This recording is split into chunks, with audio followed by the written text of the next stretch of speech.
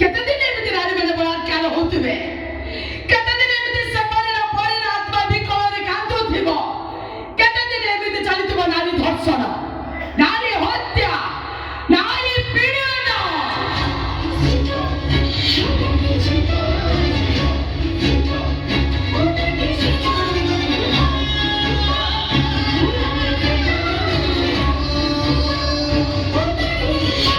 ଆଇନ ତା ବାଟରେ, କାନୁନ ବି ତା ବାଟରେ।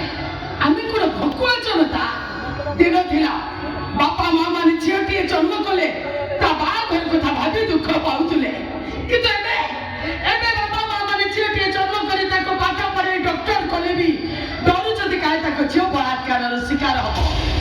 ଆଜିର ସମାଜରେ ନାରୀ କୋଉଠି ବି ସୁରକ୍ଷିତ ନୁହଁ, ନା ମେଡିକାଲ, ନା କଲେଜ, ନା ହଷ୍ଟେଲ।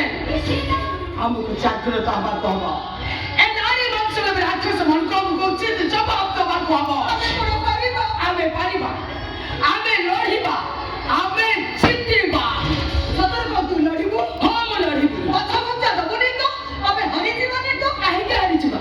ଆରେ ତମେ ମାନେ କାହିଁକି ଏତେ ବ୍ୟସ୍ତ ହଉଛ? ତମେ ମାନେ କେହି ବ୍ୟସ୍ତ ହୁଅନି, ତମ ମାନଙ୍କ ପାଖରେ ମୁଁ ଅଛି।